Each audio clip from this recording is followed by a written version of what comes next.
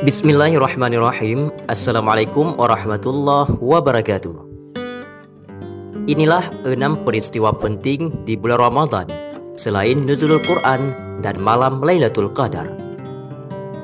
Ramadan adalah bulan ke-9 dalam kalender Hijriah.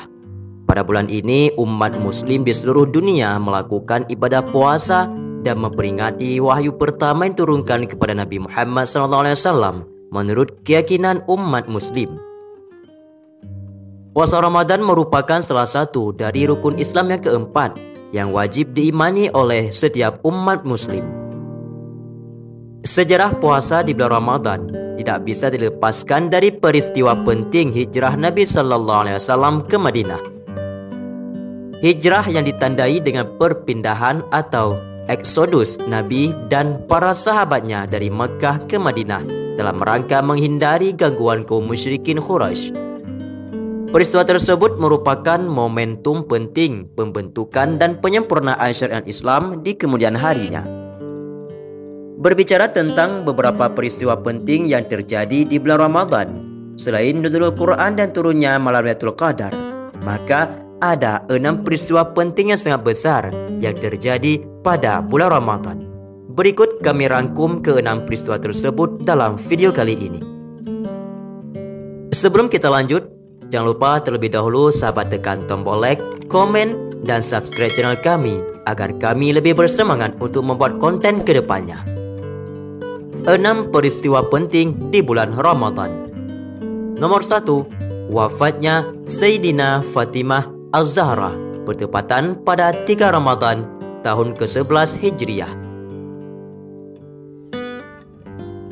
Disebutkan dalam hadis Aisyah dari Fatimah, ia berkata, Rasulullah SAW bercerita kepadaku bahwa Jibril biasa menyodorkan Al-Quran kepada beliau sekali setiap tahun. Tetapi pada tahun ini, Jibril menyodorkan 2 kali. Kata beliau, aku merasa ajalku sudah hampir tiba, dan sesungguhnya kamu adalah keluargaku yang pertama akan menyusulku. Aku adalah sebaik-baik pendahulumu. Dalam buku Fatimah Az-Zahra, Penghulu Wanita Surga yang disusun oleh Abdus Sattar Al-Syaikh, sepeninggal Rasulullah SAW, menurut pendapat yang sahih, Fatimah masih hidup selama 6 bulan.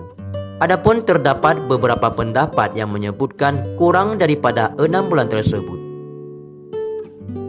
Nomor 2, wafatnya Ummul Mukminin Sayyidina Khadijah bertepatan pada 11 Ramadan tahun ke-10 kenabian. Khadijah adalah wanita pertama yang dinikahi Nabi Muhammad SAW, dan beliau tidak menikah lagi kecuali setelah Khadijah wafat. Dari Khadijah beliau mendapatkan 2 orang anak laki-laki dan 4 orang anak perempuan. Sebagai istri Nabi, Khadijah selalu mendukung misi kenabian. Tak hanya turut berjihad, ia juga berkorban dengan jiwa dan harta. Begitu istimewanya Khadijah, Allah Subhanahu wa Ta'ala pun sampai mengirim salam kepadanya. Sayangnya ia wafat 3 tahun sebelum Nabi SAW hijrah ke Madinah. Siti Khadijah wafat dalam usia sekitar 65 tahun. Nomor 3, penaklukan ataupun Fathul Makkah yang bertepatan pada tanggal 20 Ramadan tahun 8 Hijriah. Penaklukan Makkah merupakan penaklukan terbesar dalam sejarah agama Islam.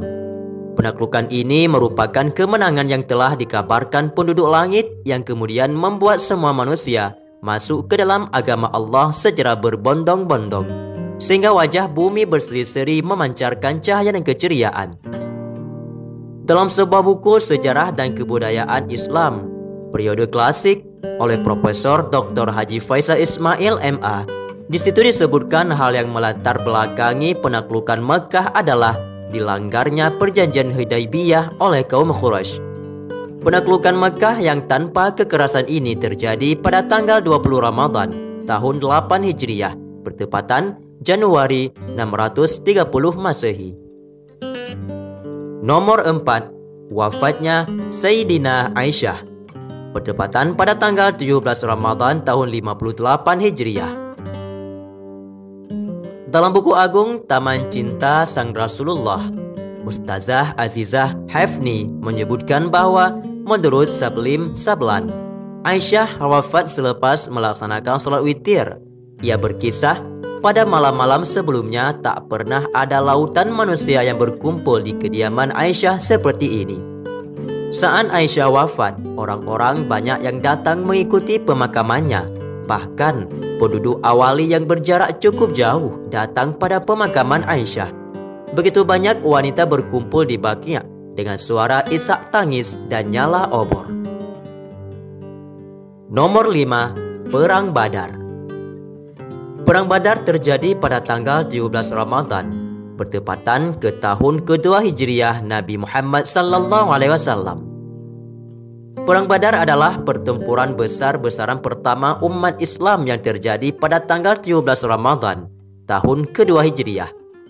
Perang tersebut adalah salah satu peristiwa besar yang terjadi di bulan Ramadan karena umat Islam menang melawan pasukan kafir Quraisy yang jumlahnya lebih banyak dari umat Islam. Pada saat itu jumlah pasukan Muslim dari Madinah hanya berjumlah sebanyak 313 orang. Pimpinan kafilah Abu Sufyan mendengar kabar rencana penyerangan tersebut. Ia memesan 1.000 pasukan sebagai strategi untuk mencapai kemenangan. Dengan taktik rapi dan strategis, pasukan Nabi Muhammad SAW memukul mundur 1.000 tentara Quraisy hanya dalam hitungan beberapa jam saja. Selain itu, pasukan Muslim juga berhasil mendapatkan 600 persenjataan lengkap, 700 unta, 300 kuda, dan barang dagangan Abu Sufyan. Nomor 6. Wafatnya putri Rasulullah SAW, Sayyidina Ruqayyah. Dalam beberapa riwayat disebutkan bahwa Ruqayyah menderita sakit campak. Rasulullah pun melarang Utsman bin Affan radhiyallahu anhu ikut serta ke medan perang. Beliau memerintahkan sang menantu untuk tetap tinggal menemani dan merawat istrinya. Di tengah perjuangan Rasulullah SAW dan kaum muslimin di perang Badar, maut menjemput Ruqayyah radhiyallahu anhu. Ia wafat pada bulan Ramadan tahun kedua Hijriyah dalam usia 22 tahun. Berita wafatnya Ruqayyah dikabarkan oleh Zain bin Harithah ke lembah Badar. Mendengar berita tersebut dengan perasaan sedih, Rasulullah bersabda, "Bergabunglah dengan pendahulu kita, Utsman bin Mas'un." Abdul Syukur Al-Azizi dalam bukunya Utsman bin Affan radhiyallahu anhu menyebutkan bahwa meninggalnya Ruqayyah radhiyallahu anha menjadikan banyak wanita di Madinah menangis terseduh-seduh karena kesedihannya yang begitu mendalam.